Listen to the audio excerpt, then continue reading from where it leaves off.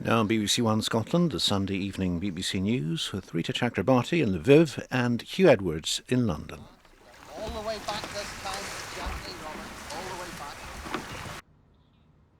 Tonight at 10, harrowing scenes here in Ukraine as Russian forces step up their bombing of civilian areas. In Irpin, not far from the capital Kiev, residents flee for their lives under relentless bombardment. There's a fair amount of incoming fire coming into this now. Artillery fire, there are loads of civilians around. A city under siege, a ceasefire to evacuate the people of Mariupol fails for a second day in a row. The Red Cross said there was devastating human suffering. In the first days of the war, we counted dozens of dead. Now it's hundreds, and it'll soon be thousands. More refugees have been arriving in Poland. More than 1.5 million Ukrainians have fled. And in Russia, thousands of people are arrested for taking part in nationwide protests against President Putin's invasion.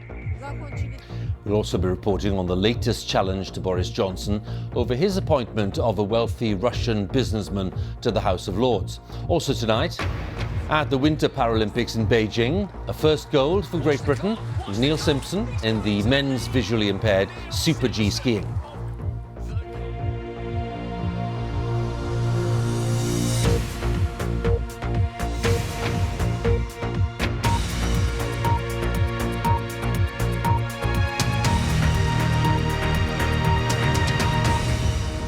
Good evening and welcome to the BBC News at 10, live from Lviv in western Ukraine, a city to which people are flocking from all over the country in their bid to flee the war.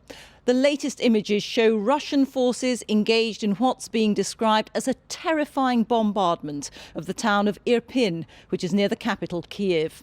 Other towns in the same region have also come under heavy attack as Russian troops try to advance towards the centre of the capital. A ceasefire to allow around 200,000 people to escape the town of Mariupol in the south has fallen apart for a second time. The areas in red on the map show where the Russians are now said to be in control. Mariupol is especially important as it ensures Ukraine's access to the Black Sea. But the main concentration of Russian forces is still around Kiev. The BBC's Jeremy Bowen has spent the day in nearby Irpin, and there are distressing details and images in his report.